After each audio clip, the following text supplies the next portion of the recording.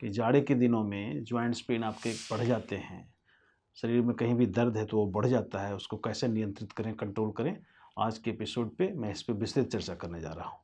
क्यों ऐसे होता है, उसका कारण क्या है और कौन सी दवा आपको लेनी है, यानी उसका निवारण क्या है। जैसा कि दोस्तों आप देखते हैं कि जाड़े के दिनों में जिनको भी दर्द की शिकायत है, जोड़ों की समस्या है, साइटिका की समस्या है, फ्रोजन शोल्डर की समस्या है, गाउट गठिया की समस्या है, उनका दर्द बढ़ जाता है।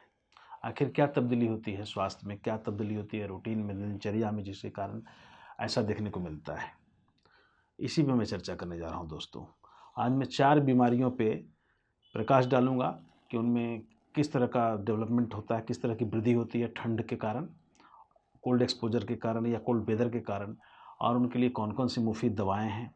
उन 4 बीमारियों में मैं चर्चा करूंगा। बैकएक यानी कमर दर्द, सियाटिका यानी साइटिका जिसको कहते हैं, कमर में जो दर्द होता है, निचले हिस्से में जो पेन जाता है। तीसरा फ्रोजन शोल्डर, वहाँ का जाम हो जाना। और चौथा गाउट यानी गठिया। इन 4 बीमारियों पर मैं चर्चा करने जा रहा हूँ। सामान्यतः देखा जाता है कि जाड़े के दिनों में आदमी एक्टिविटी कम कर देता है, फिजिकल एक्टिविटी एकदम नगण्य हो जाती है। सुबह में इतनी ठंड रहती है कि आप घर से बाहर नहीं निकल सकते हैं, जिसके कारण आपका मॉर्निंग वॉक या वार्म अप या एक्सरसाइज वगैरह बंद हो जाते हैं।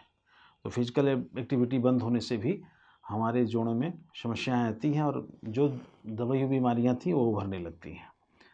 दूसरी बात क्या होती है कि आप जाड़े के दिनों में पूरे शरीर को ढके रहते हैं, जिससे आपको सनलाइट बहुत ही कम मिलता है। एक तो सूर्य का प्रकाश, सूर्य की रोशनी में भी वो प्रखरता नहीं रहती है कि जिससे आपके शरीर को हीट मिल सके और विटामिन डी बॉडी बना सके।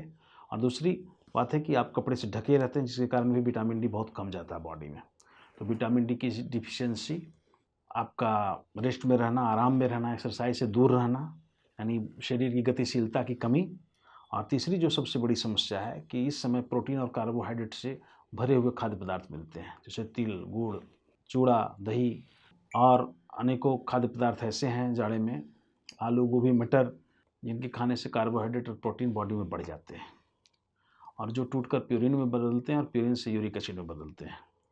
और वो यूरिक एसिड आपकी गांठों में चला जाता है और आपके गाउट में, आपको गठिया का जो प्रॉब्लम है, गाउट का जो प्रॉब्लम है या कहीं भी दर्द का प्रॉब्लम है, वो बढ़ जाता है। तो आप देखेंगे कि जाड़े में अक्सर यूरिक एसिड की समस्या लोगों को होती है। इन सारी चीज़ों पे मैं प्रकाश डालूंगा कि कैसे कैसे आप उसको नियंत्रित कर सकें और कैसे आप उससे लाभान्वित हो सकें। तो आपको जाड़े में पूरा कोशिश करना है कि आप एक्टिव रहिए, अपने रूटीन पर रहिए। पूरा कोशिश करना है कि आप कार्बोहाइड्रेट और रिच प्रोटीन डाइट से बचिए। और तीसरा, आपको कोशिश करना है कि जब भी गर्म धूप निकला हो तो थोड़ा समय दीजिए और सनलाइट में बैठिए, इससे विटामिन डी की आपूर्ति शरीर को हो सके। तो ऐसा है दोस्तों कि जाड़े के मौसम में आप विटामिन डी ओरल लें। होम्योपैथी, एलोपैथ दोनों में विटामिन डी आता है, तो उसका आप ओरल सेवन करें। बहुत हद तक आप कंट्रोल करेंगे पेन को। और दूसरी, मैं हर एक बीमारी के लिए दवा बता रहा हूँ और बहुत ही कम दवाएं बता रहा हूँ, कारगर और मिनिमम मेडिसिन मैक्सिमम बेनिफिट। तो मैं मिनिमम मेडिसिन और मैक्सिमम बेनिफिट पे बना रहा हूँ 4 बीमारियों पे। इस एपिसोड से आप लाभान्वित होइए। जैसे पहले है लंबागो, कमर दर्द। लंबागो यानी कमर दर्द में आप कौन कौन सी दवा लेंगे? कमर दर्द के लिए है ड्रॉक्स 17, बहुत ही मुफीद दवा है, 10 बूंद 3 बार थोड़े से पानी में। दूसरी दवा है मैक्रोटिनम 200, 3 to 4 drops twice a day with water.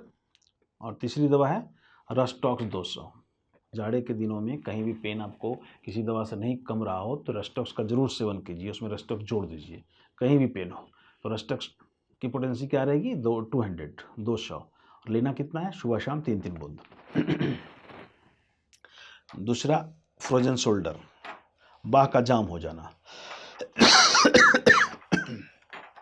Sorry दोस्तों, इसमें R46 को कैसे लेना है? 15 बूंद 3 बार, 15 बूंद की मात्रा 3 बार लेनी है थोड़े से पानी में। दूसरा है रूटा 1M, इसमें 200 से काम नहीं चलेगा फ्रोजन शोल्डर में। Ruta 1M, rhus tox 1M alternate day.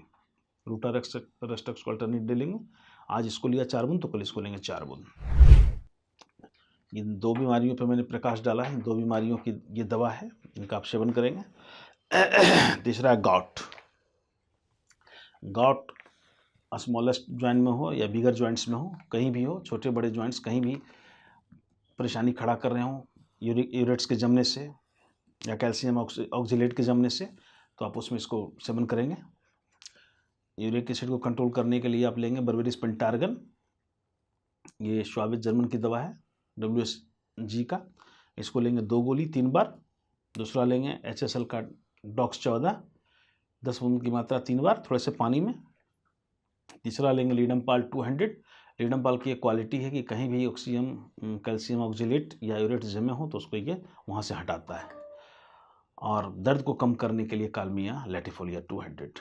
कालमिया कैसे लेनी है? सुबह शाम 3 से 4 बूंद, लीडमपाल 200 3 से 4 बूंद, डॉक्स 14 10 से 12 बूंद 3 बार दिन भर में थोड़े से पानी में।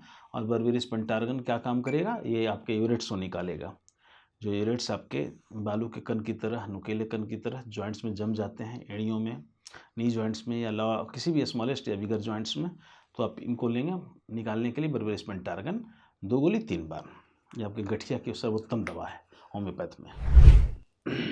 अब आ जाइए साइटिका। सिएटिक नर्व के दबने से जो होता है साइटिका, उसके लिए मैं बता रहा हूँ B69 को लेंगे 15 बूंद 3 बार हाफ कप पानी में। कोलोसिन 200 लेंगे सुबह शाम 3 से 4 बूंद। और नेफेलियम क्यू भी ले सकते हैं 12 बूंद 3 बार, या नेफेलियम 200 भी ले सकते हैं 4 बूंद 2 बार थोड़े से पानी में। इन 4 बीमारियों पे मैंने प्रकाश डाला है दोस्तों, और जाड़े में इन सबों में आप इन दवाओं से लाभान्वित होंगे। और YouTube को सब्सक्राइब नहीं किया तो आज कर लीजिए और लाभ लीजिए। होम्योपैथ की अच्छी जानकारियाँ मैं हमेशा आपको प्रस्तुत करता रहूँगा। मेरे YouTube पे बने रहें, सब्सक्राइब करें, दोस्तों को बताएं। जय हिंद दोस्तों।